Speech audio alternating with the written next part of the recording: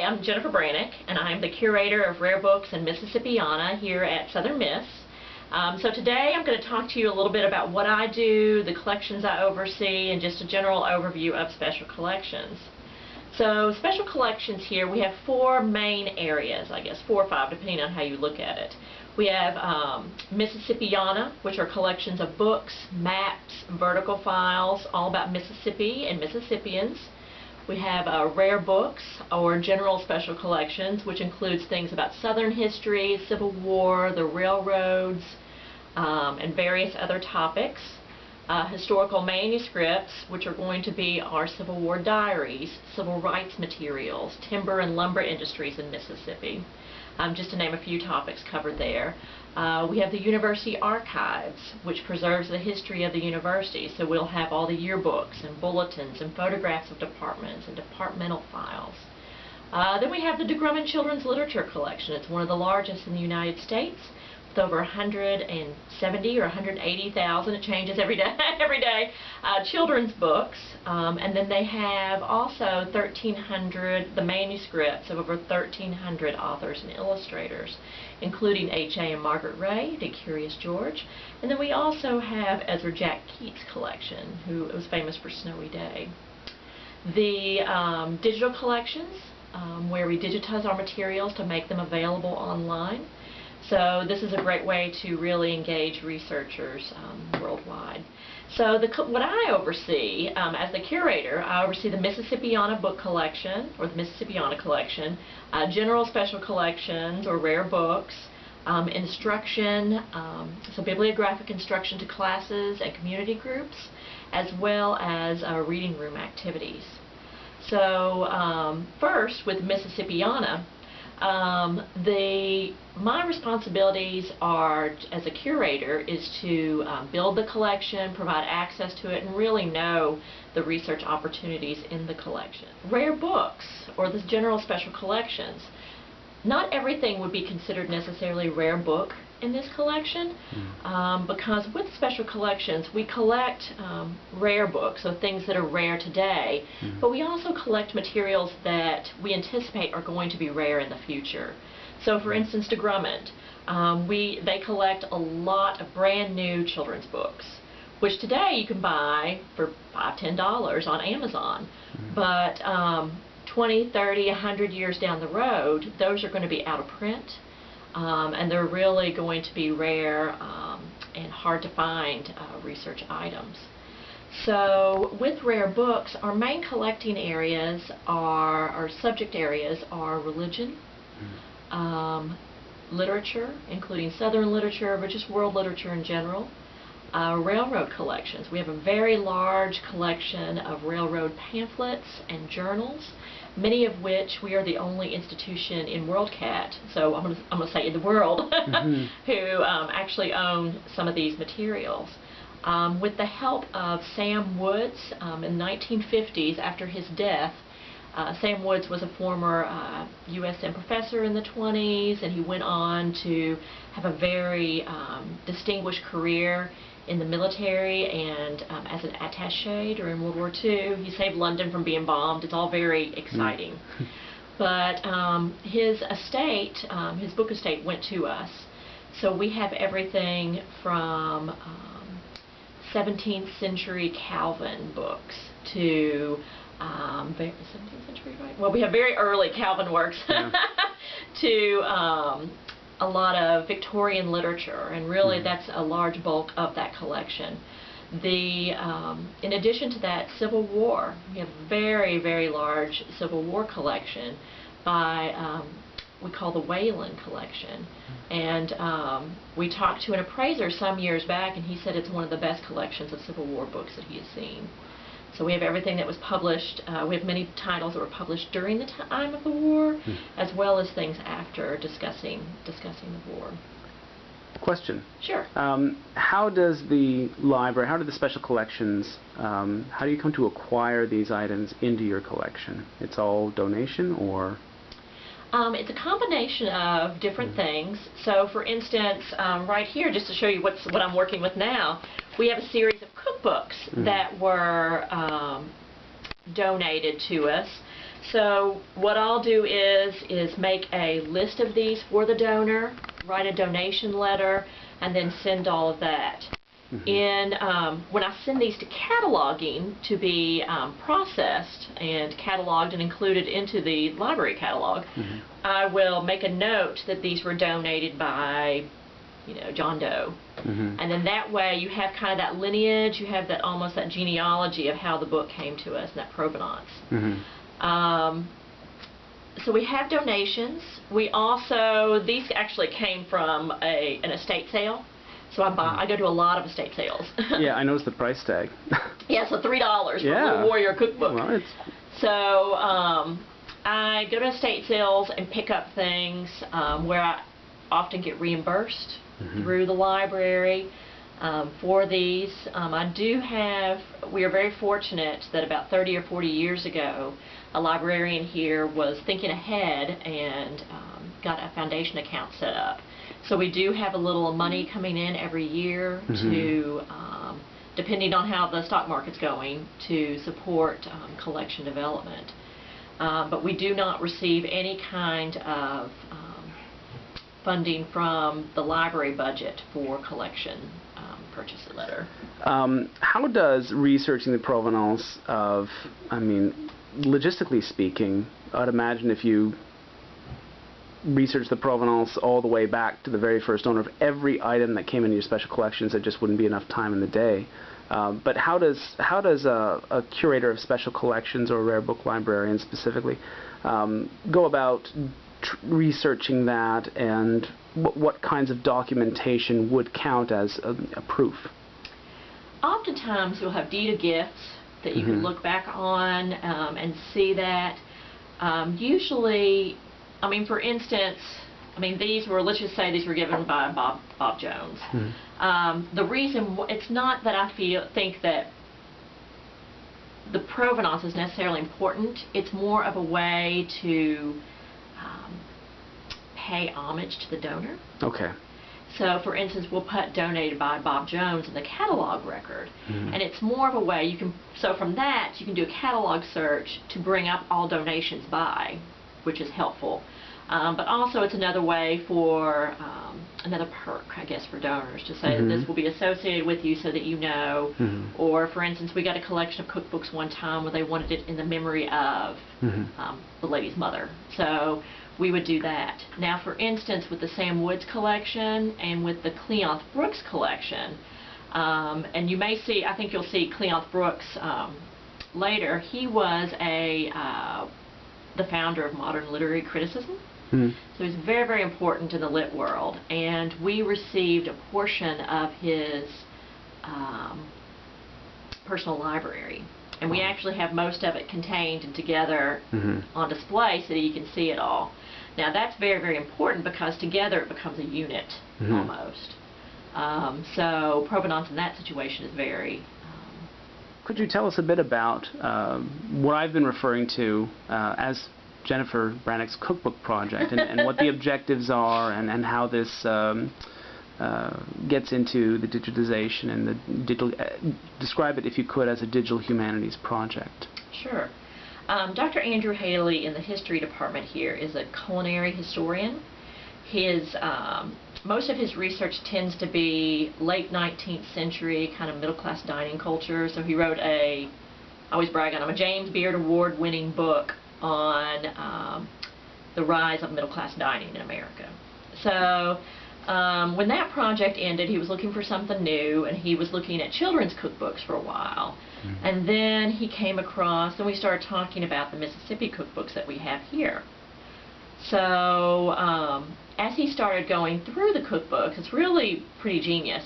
He will look at, so for instance, he gave a talk last week about the Laurel cookbook, which was originally published in 1900 by Catherine, I can't remember her last name, Catherine Gardner. Her husband was one of the founders of Laurel, and she was kind of like the first lady of Laurel. She helped design the streets.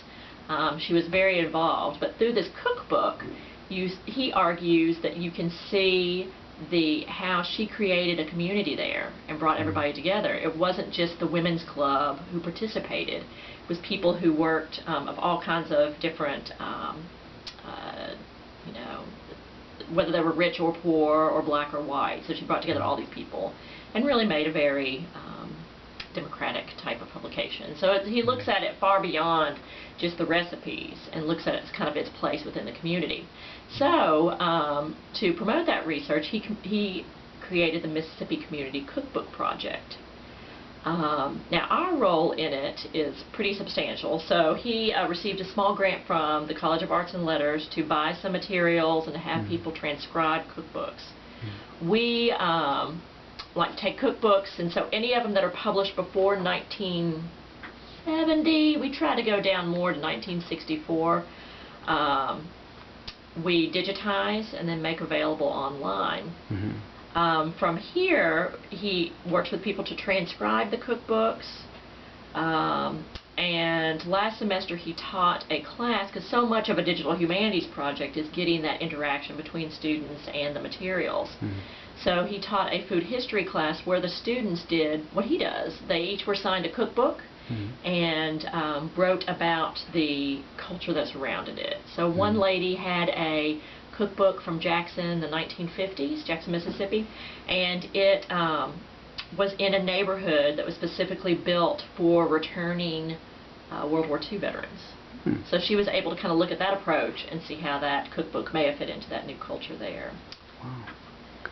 So it's all. So what we're continuing to do is just have events once a year, and you know, continually digitizing. We're hoping to get a crowdsourcing, get funding for a crowdsourcing application where we can put digital images online and allow people worldwide to transcribe them. Oh wow. Yeah. So sort of using people as a mass resource. Exactly. So there's a big push from many organizations and Society of American Archivists for the citizen archivist. So this is a way to contribute to that. And then we would also use that interface for transcribing Civil War letters or transcribing maybe you know, children's literature letters or something like that. So there's a transcription from the original material product into text, and there's also digitization of the individual pages itself. Correct. And what program is being used to sort of link these two elements together? So all of the digitized cookbooks are in Content DM. And then from there, and we only digitize materials that we own. Okay. We don't, the digital collections is reflection of our material, digital surrogates of our materials. And then Andrew has a website or a portal where he has contextual information, different essays and resources where he links to our digital images. He also has lists of different cookbooks that we have by geographic area in the state, as well as by type of cookbook and year. So this is the Cleonth Brooks collection, or this is, you know, A to about PZ maybe. We do have to, because it's such a large collection, we can't fit it all in this space. But this is his personal library, or selections of it. The family, of course, pulled items that were of interest to them, that had sentimental value, and then we received the rest. So Cleonth Brooks was the father of modern literary criticism, very, very important in the English world.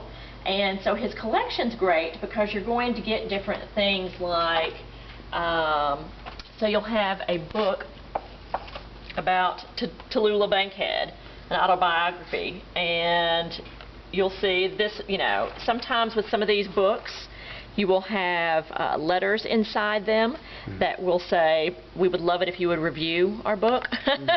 So that's how we got a lot of them. You'll also notice that on the acid-free slip, we have, of course, the call number, the author, the title, and then Brooks. And so that's the way to illustrate that it is a Brooks book. So whether it's here or the remainder of the materials that don't fit on the shelves, you can still associate it with this particular collection. When you find items like that laid in, to a book, do you remove them and put them in a special enclosure? What's the process for that, or is it best to leave them in the book itself?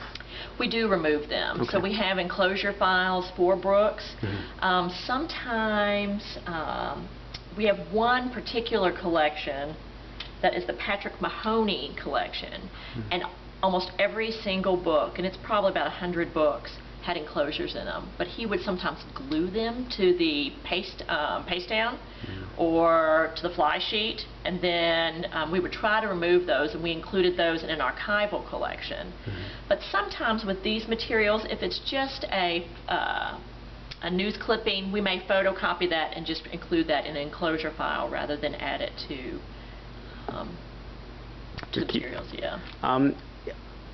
The books on the shelf, the order that they're in on the shelf, is this in any way reflect the way Brooks kept his library, or how was this order determined?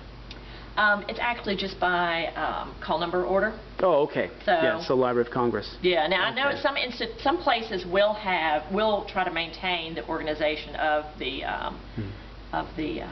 owners, but that can be problematic. How do you determine that? Especially yeah. if they arrive in a sort of, if the family... They're just in boxes. Right, and if the family was the one to box them up. Yeah.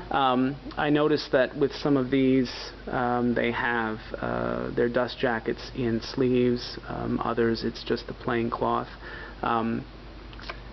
Those are, I always call them Brodart sleeves, but I think the supplier here used is, well, you once said whatever's the most inexpensive supplier. Yeah.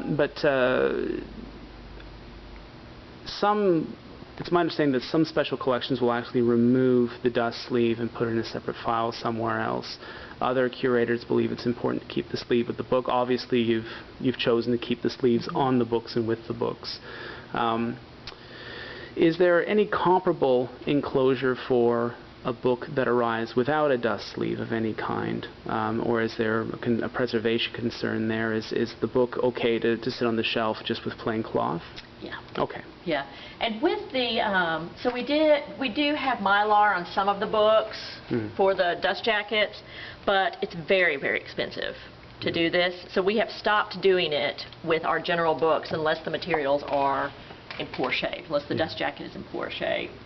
But you know, I'm doing collection development right now. It's that time of year, and I'm only going for books that have books that were originally issued with dust jackets. I'm only buying those versions. I don't buy the regular ones. Yeah. I noticed there's a piece of string holding these very rare volumes together. Do you ever use phase boxes or clamshell cases or anything for? We do. We had a graduate student probably about 8 or 9 years ago who was working on a project, and he had a conservation background to do phase boxes and clamshell. But it's very time consuming, and we only do it now in very you know, when materials are very heavily damaged. Okay. So with this, for instance, just as a remediary step, we do just do the nylon or the linen string. Okay. In this reading room, in class we talked about some of the ideal temperature and humidity conditions. I assume this reading room and these areas here, the storage areas for these books, are kept at a certain rate of temperature and humidity? We do have data loggers to in each of the areas, in the stacks areas specifically, to monitor temperature and humidity. Okay. You know, we're in Mississippi, so it's an ongoing battle. It's pretty much the same procedure as with normal archives and records. Yeah. Okay. And so, like for instance, today it's pretty chilly in here, so we just have a series of sweaters and blankets that we keep around, so we're sitting at our desk to keep us together. Oh, I see. And there's a plaque up here explaining the collection's provenance. And then I hadn't noticed that. I've been here 2 or 3 times, but I'd never noticed that. Well, and generally, you need to make sure it's a very special collection to designate a space for it, because you often get stuck with that for life. So you don't really want to do this too often. I mean, again, this was done probably in the 70s, late 70s, early 80s. which was fine, but sometimes we have people who want to donate a piece of art, for instance, to the Grummond, if it's on constant exhibit. And we just can't do that. That's very, that's to get yourself in a bad situation. So. This may be a sensitive question, and if you don't want to include the answer in the final edit, that's fine. Has there ever been a security issue? Any items that have gone missing? I mean, these are sitting here on the open shelf. Obviously, supervision is pretty ideal. Kyle would drop kick like a ninja anyone trying to steal a book. But have there been concerns about there being no glass or anything, or these being locked cases in any way? We have not. Now, there have been times when things go missing. For instance, in a manuscript collection, you may open up something, this official report's not there. And so we may go, oh no, what are we going to do? But then usually you just find it's just misshelved. It's just put into a wrong thing. And the same with books, is that a lot of times they may just be misshelved. So we have little techniques on trying to find lost books. So for instance, the book is in, if it's, PR 403, and if it's not on these shelves, then we'll look in the rare book stacks, and if it's not there, then we'll look in the Mississippiana stacks. And then if not, PR kind of looks like PN almost, so we'll look in PNs and see, So it's not unlike locating a misfiled book in a normal circulating collection. Yeah. I noticed the use of a placeholder here. It says out. Is that, this is not a circulating collection, so is a volume being used for a special purpose, or? It may be on exhibit. I mean, with this particular one, it may be an oversized book. And that's my guess here. I can't really tell, but I bet it's an oversized book, because we have special oversized shelving, because it can't fit on these particular shelves. So here we have the Mississippi City Directories, and they are very, when you're looking through the library catalog, just because they are serials and the way they are cataloged and processed, it can be difficult to find them because they have different publishers through the years. So what we do, just to make it easy for us and for researchers, is we keep all the city directories together, and you'll see shortly that we also do the same for Mississippi telephone books as well. And that's just because people, when they come in, we anticipate, researchers come in, they want to look for a Hattiesburg city directory from 1942. So we shelve this based on the needs of the patrons, basically. And not as much us, because all we need is the call number. So this is a selection of some of the shelving from our Mississippiana collection. So as I mentioned before, we have things like state documents. These are all from, again, the fiction area. So you're going to have everything from John Grisham at the top to Willie Morris to more obscure people like Consellers and others like that. We do arrange all of this by call number and separate out the Mississippi collection from the rare books and special collections. So these are our Mississippiana vertical files. So as you can see here, so let's look in the FO to FOR. So you'll see everything from folders on Shelby Foote to Forest and Forestry to 1983. Kurt Fordyce, who I believe was a governor here.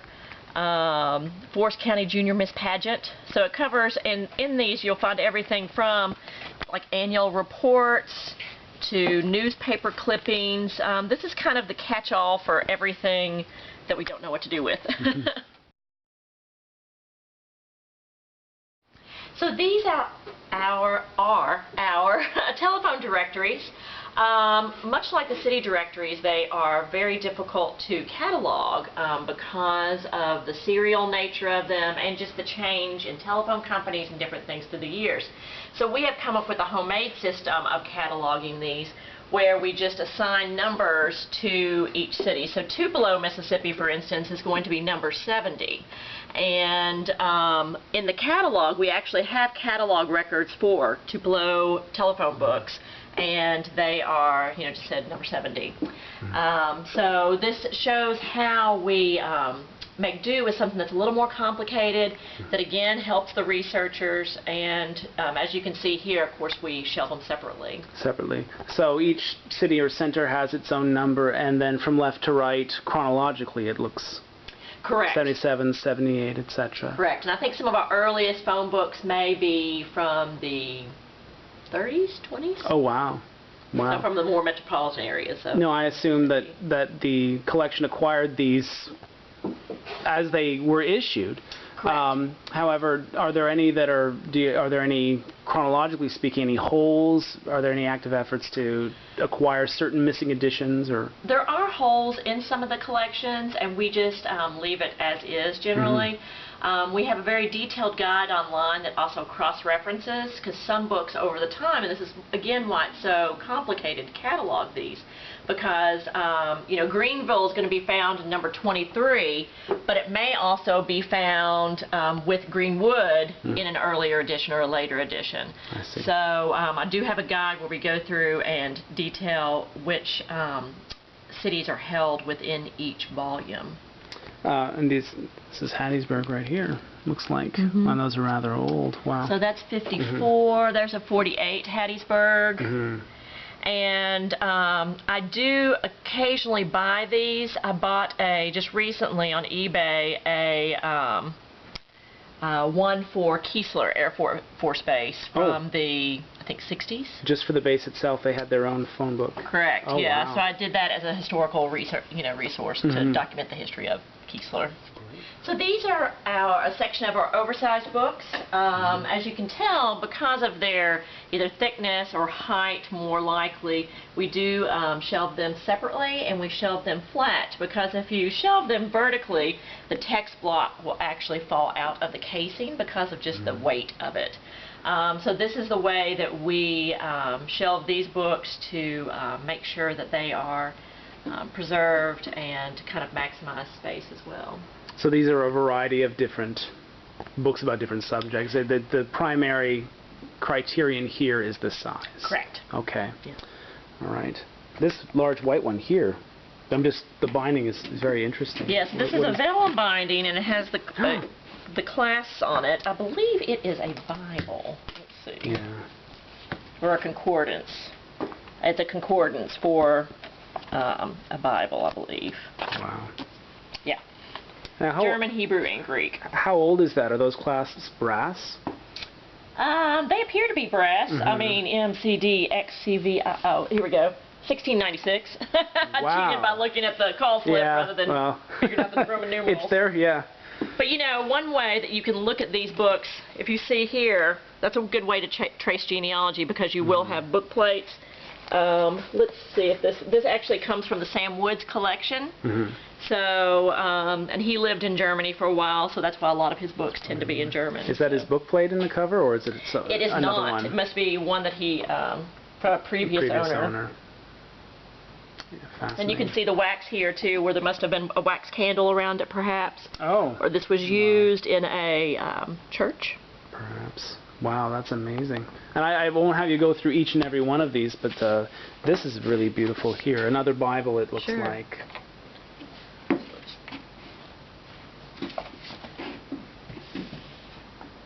Let me see what this one is. Okay. So this is another Bible. You can tell it's inscribed to, I assume, the owner. This is from 1874, and you can tell it's just in beautiful condition. Sometimes with these Bibles you will find genealogical information, because of course families will write names and births and things like that. So you will find those. Which collection is that from? This is just general special collections. It seems to not be from a particular donor. Yeah. I see. So here's another segment of our general special collections, and you can see from earlier we had the big, huge, oversized 17th century books, but we also have very contemporary and new books like these cookbooks. So we have Mississippi cookbooks. They are housed in the Mississippiana collection. These are Southern cookbooks generally, or just general cookbooks that we have in the collection. You will notice we have not only community cookbooks from Louisiana or Alabama, but we also have, for instance, the Southern Living Annual Recipes Cookbook, which I don't know about you all, but that's what everybody has. They're very, very popular. So by having those, not only are we preserving the culinary history, but those are such a big part of what was in the kitchens of, or is in the kitchens of women nowadays, or 20 years ago even. So we're still in our general special collection / rare books. These are some of the really cool books of bindings. These are the B area, so this is going to be a lot of religion, most of which is going to be in Latin, because of course it's the language of the church, but we'll also have titles in German, French, Greek as well. So I wanted to pull out, so here's an example of one book, and this just shows you how when you're dealing with certain books. So this has 2 titles bound into one volume.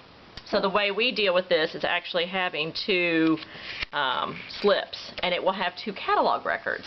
So when you look in the catalog, both of these books are going to have the same call number because they're in the same volume. Interesting. So what's interesting about this book, you can see where they just literally kind of almost crudely folded over the leather here during the binding process.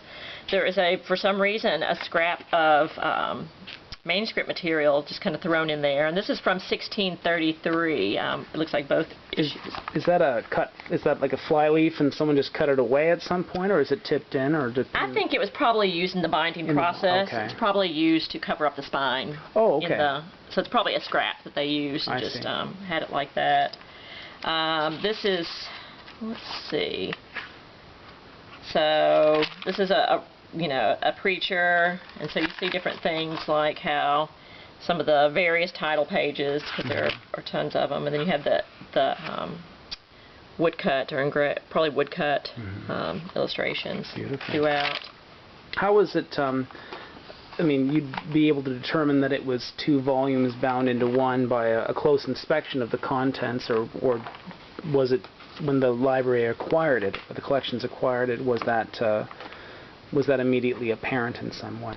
Oftentimes it's either when we go through it or even when the catalogers go through it, because they literally go page by page through the items to determine what how to do that. So yeah, you can this is part of the construction. The other part of it. Yeah. Interesting. Yeah, so this is a clamshell box. Again, about 10 years ago we had a grad student who worked in the preservation unit, and he had conservation experience. So he created all these boxes for us. So this is a book from the Woods collection as well, and you can see all of the identifying information is on here. And so here's the actual item itself. The covers are coming off the front and back boards, and so you can see how the spine itself is just kind of crumbling. And that's what necessitated putting it in the box. Exactly, and it almost looks like, just by the evidence from the glue, that the glue was extremely acidic. So you almost wonder if it was done at a later point, maybe putting the spine on, that necessitated that. Or with some previous owners, perhaps some bad repair job? Perhaps. Yeah. Perhaps. And this was from 1823, so it is a little later, so they just may have been using shoddy material. So these are just some of the examples that we have, and again, you're going to have vellum bindings here. You will have, of course, leather bindings. You can see how this one, too, is starting to chip away at the end. This particular leather binding actually has a piece of paper on the end of it as almost the illustration. You'll have, this is one that uses paste paper to cover it. Paper on board. And a lot of times paper was used as an intermediary. So when it was bought from the bookseller, and you can see there's someone tried to remove the book plate. So when it left the store, it came in paper, and then the owner would take it and get it rebound in leather, depending on his or her desires and preferences. Yeah.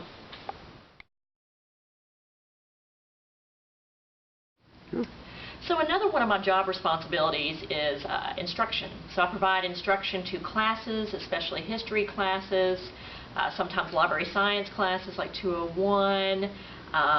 I also do anthropology and English and just a whole slew of different kinds of classes. In addition, I talk to community groups. We have an Osher Lifelong Learning Institute here, which is for retirees and people over 55.